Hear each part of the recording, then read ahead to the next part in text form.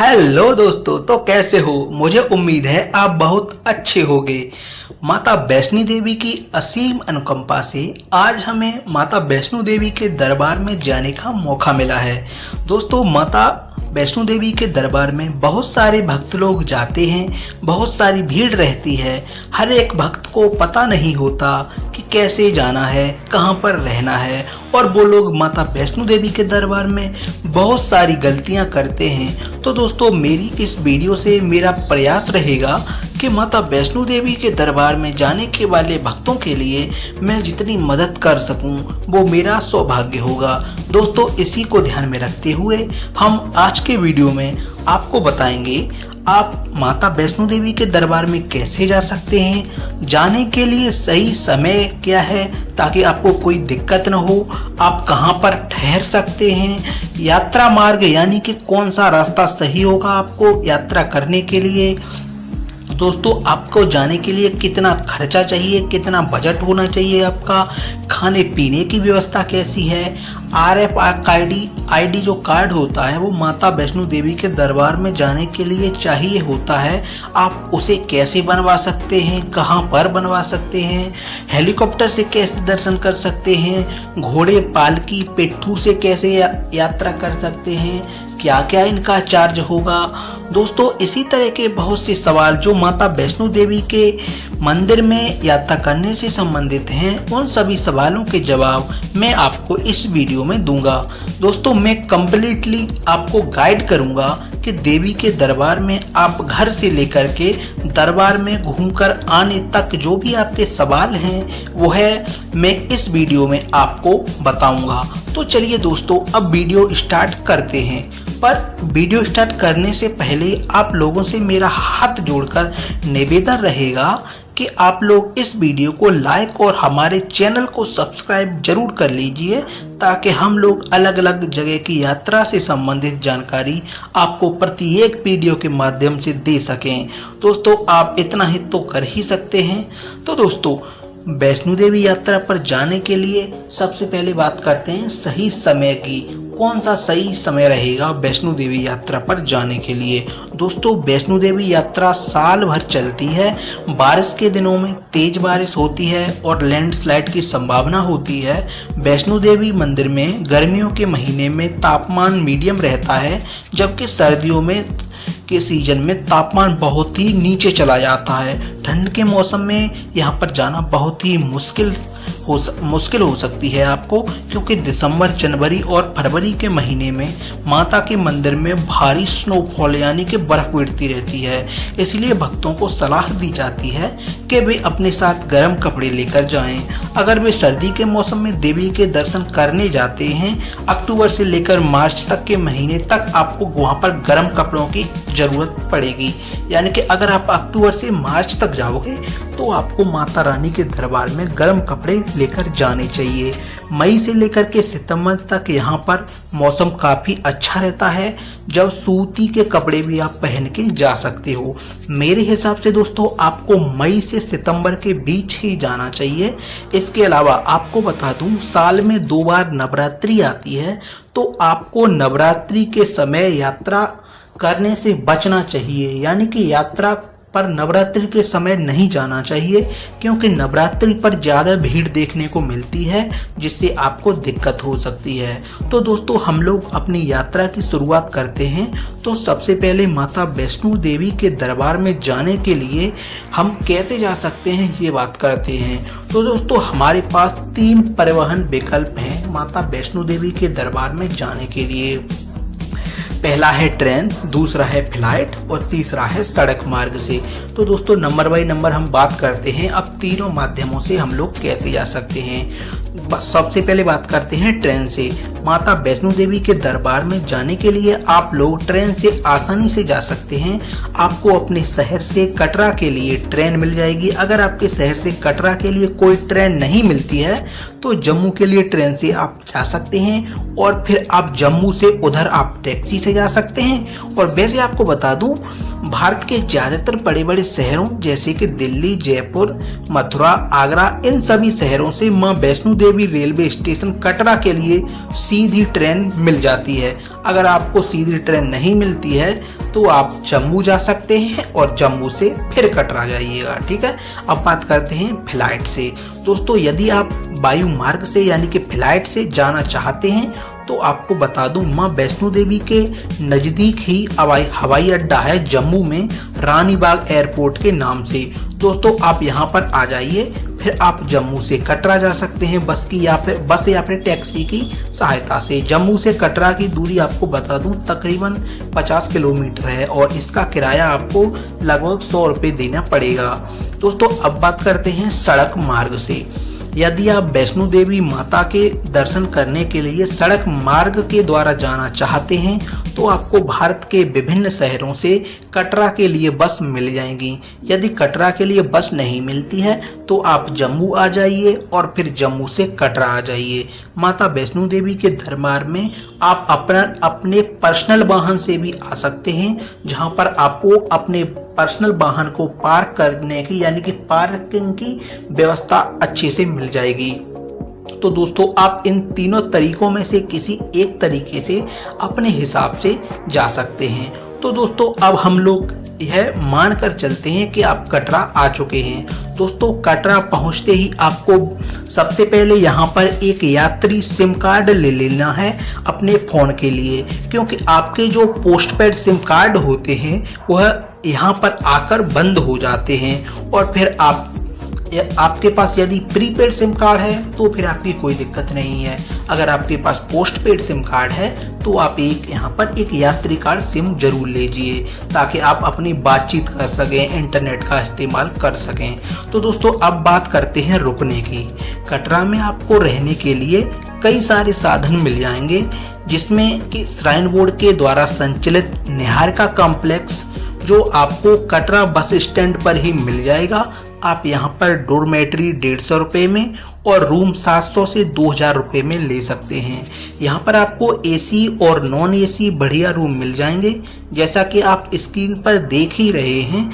इन कमरे या डोरमेट्री को आप श्राइन बोर्ड की वेबसाइट से भी बुक कर सकते हैं और आप चाहें तो ऑफलाइन से भी बुक कर सकते हैं। यदि आप प्राइवेट होटल में कमरा लेना चाहते हैं तो यहाँ पर बहुत सारे प्राइवेट होटल भी मिल जाएंगे, आप उसमें कमरा ले सकते हैं। ये दोस्तों बात आप पर निर्भर करती है कि आप किस तरह का कमरा लेते हैं या डोरमेट्री। तो दोस्तों जैसे ही आप लोग कमरा ले लेते हैं तो आप नाइट में कमरे में स्टे कर सकते हैं और आप रात भर अपने होटल में आराम करिए और सुबह जल्द ही माता रानी के दर्शन के लिए आपको निकलना होगा। तो दोस्तों अब सुबह होते ही आपको सबसे पहले मां वैष्णो देवी की यात्रा शुरू करने के लिए आप यात्रा पर्ची काउंटर से, यह यात्रा पर्ची काउंटर बस स्टैंड के पास ही है, वहां से आपको RFID कार्ड बनवा लेना है, जिसके लिए आपको अपने आधार कार्ड नंबर देना होगा और फिर आपको ये कार्ड मिल जाएगा।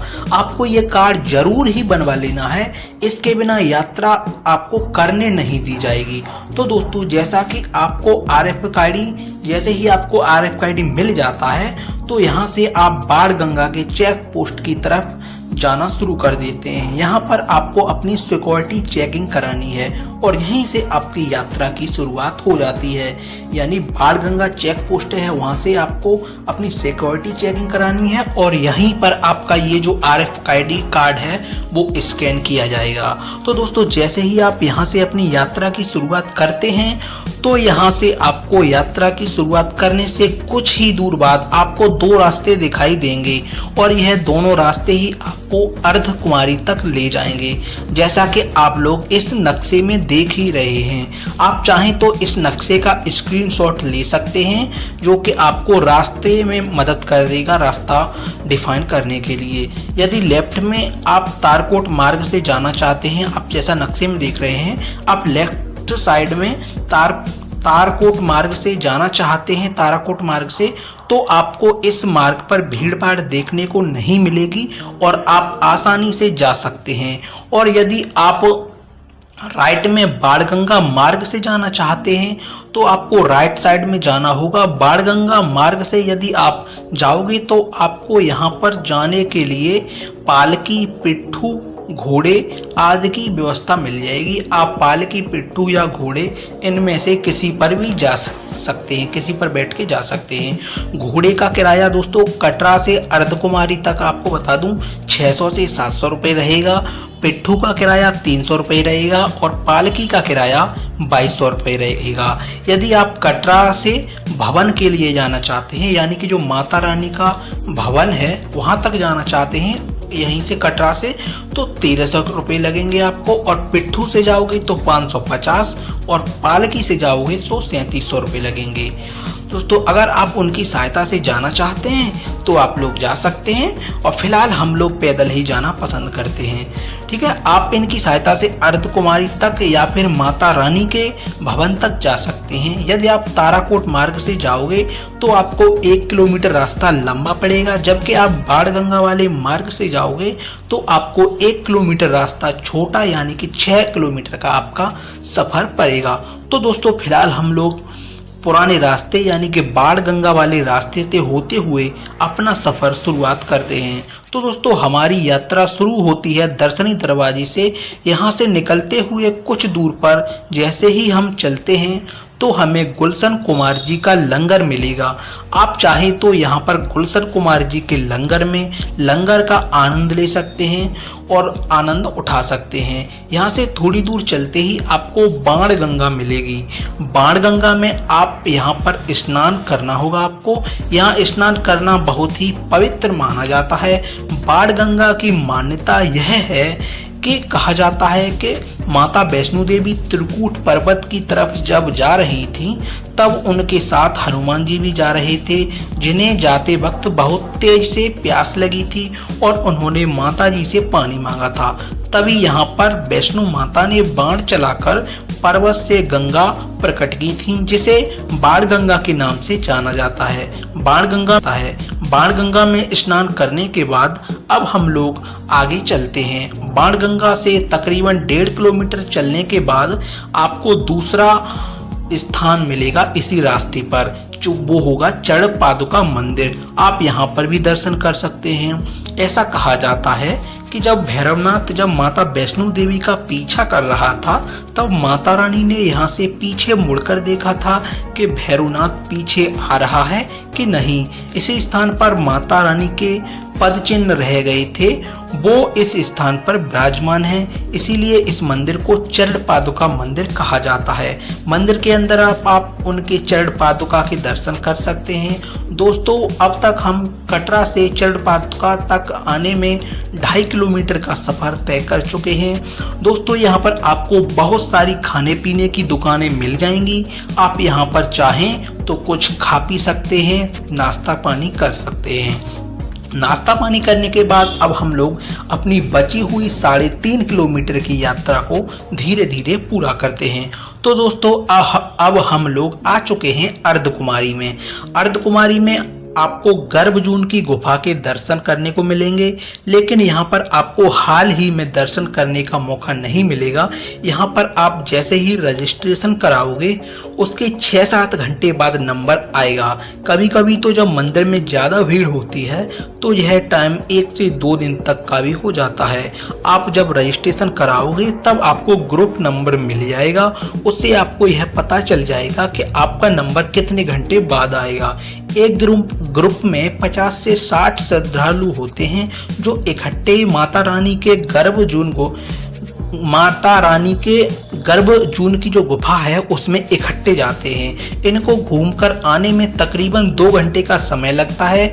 दोस्तों यहाँ पर बहुत सारे श्रद्धालु आते हैं, यहाँ पर बहुत सारी भीड़ रहती है, तो यहाँ पर फिलहाल नंबर आना तो ये मान लीजिए मुश्किल ही है। यदि आप नंबर 2-4 घंटे में यदि आपका नंबर आ जाता है तो आप यहाँ पर रुक सकते हैं। यदि आपका नंबर ज़्यादा लंबे समय में आता है तो हम लोग यहाँ से आगे का अपना सफर जारी रखते हैं और जब हम लोग लौटकर वापस यहाँ पर आएंगे तब हम यहाँ पर गर्भजून की गुफा के दर्शन करेंगे। कहा जाता है कि जब माता रानी यहाँ पर आई थी तो उन्होंने 9 महीने गर्भजून की गुफा में रहकर तपस्या की थी। उसके बाद माता रानी गुफा के दूसरे किनारे से होते हुए निकलकर भवन की तरफ चली गई थी। इसलिए इसे गर्भजून गुफा कहा जाता है, क्योंकि यहाँ पर माता रानी ने 9 महीने तपस्या की थी। दोस्तों, यहाँ पर भी आपको बहुत सारी खाने पीने की दुकानें और रेस्टोरेंट मिल जाएंगे। यहाँ पर आपको सब तरह का खाना मिल जाएगा, नॉर्थ इंडियन, साउथ इंडियन, चाय पानी, आप जो खाना चाहें मिल जाएगा, जिसके रेट आपको स्क्रीन पर दिखाई दे रहे हैं। और यहाँ रुकने के लिए आपको कमरा भी मिल जाएंगे, पर इसके लिए आपको श्राइन बोर्ड की वेबसाइट से पहले से ही रूम बुक करना होगा, क्योंकि यहाँ पर ज़्यादातर पहले से ही रूम बुक किए हुए होते हैं।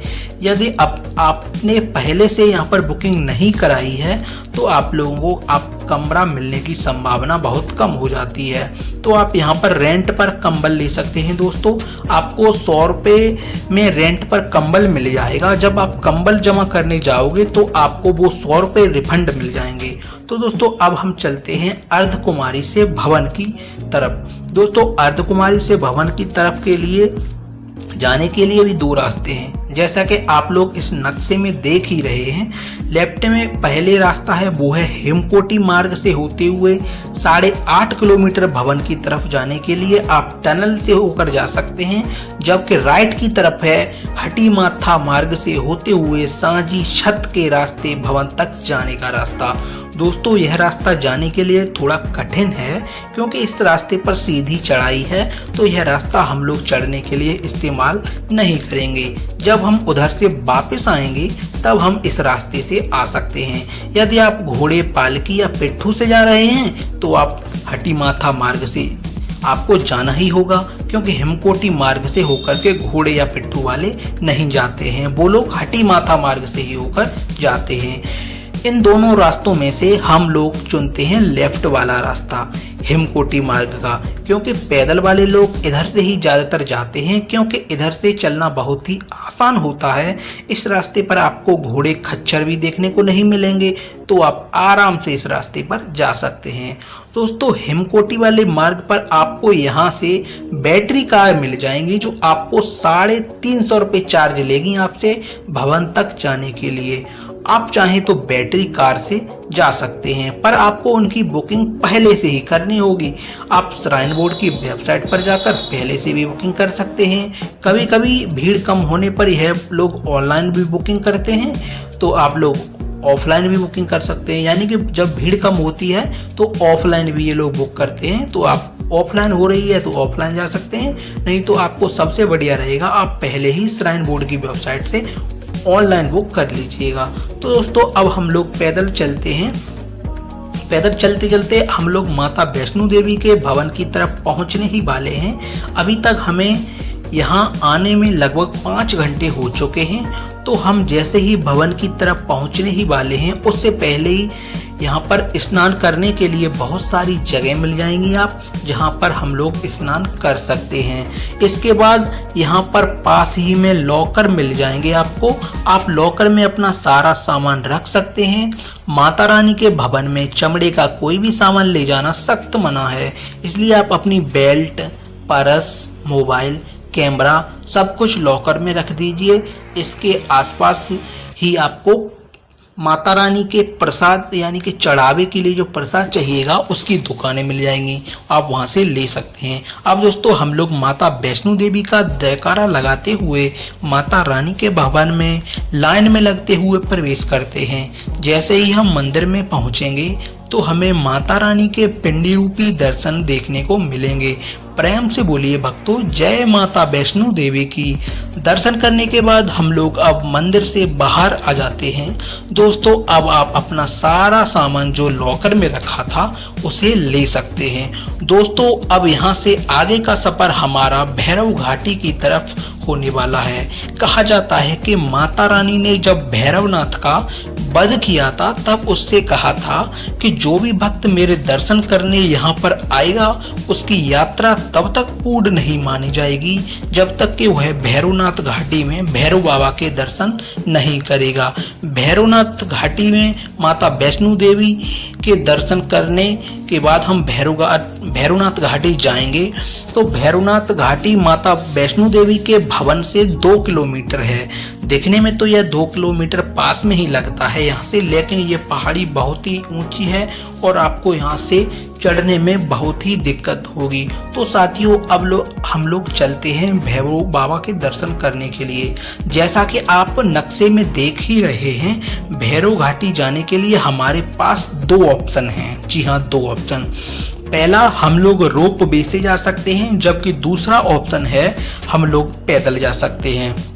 दोस्तों मैं आपको रिकमेंड करूंगा कि आप लोग रोप वे से ही जाइए, क्योंकि आप पैदल जाओगे तो बहुत सी दिक्कत होगी। बहुत ऊंची पहाड़ी हैं, आपके पैर दर्द करने लग जाएंगे। दोस्तों रोप वे से जाने के लिए आपको 100 रुपये प्रति व्यक्ति के हिसाब से टिकट लेकर बाबा भैरवनाथ के दर्शन करने जा सकते हैं। भैरव बाबा के दर्शन करने के बाद आप चाहें तो वापस माता वैष्णो देवी के भवन जा सकते हैं, पर मैं आपको कहूँगा कि आप यहाँ से सांझी छत होते हुए हट्टी मत्था मार्ग से होकर अर्धकुमारी आ जाइए।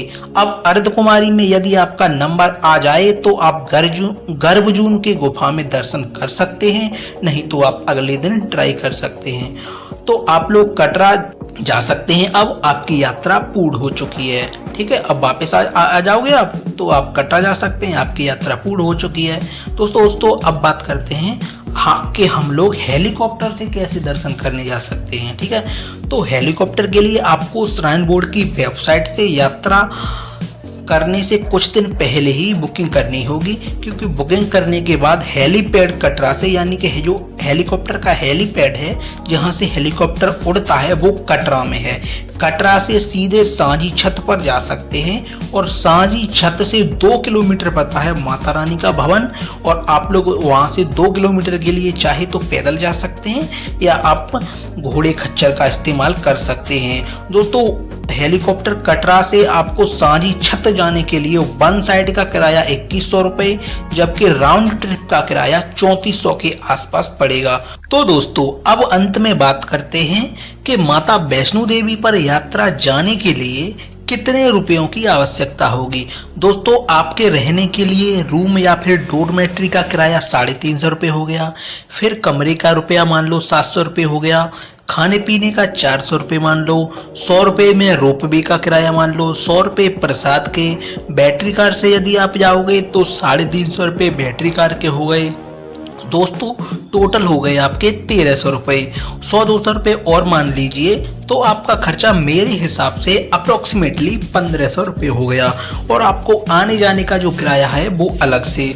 तो दोस्तों आप लोग जितना भी खर्चा करते हैं लगभग 1500-1600 रुपये के आसपास आएगा, उसके बाद आपका किराया आने जाने का, ठीक है। और बाकी का आपके ऊपर निर्भर करता है कि आप किस तरह की सुविधा वहाँ पर एंजॉय करते हैं। तो दोस्तों आप लोग के जितने भी सवाल थे मैं उम्मीद करता हूं कि उनका जवाब आपको मिल गया होगा। मेरी इस वीडियो में आपको माता वैष्णो देवी की यात्रा के बारे में बहुत से सवालों के जवाब आपको जरूर ही मिलेंगे। आप लोगों के लिए बहुत ही मददगार साबित होगी यह वीडियो। इसके अलावा आपके कोई और भी सवाल हैं तो आप मुझे बेझिझक होकर कमेंट बॉक्स में पूछ सकते हैं, मैं उनका जवाब देने की आपको कोशिश करूंगा। तो दोस्तों आप चलते हैं, मिलेंगे इसी तरह के किसी और वीडियो में। तब तक के लिए प्रेम से बोलिए जय माता दी।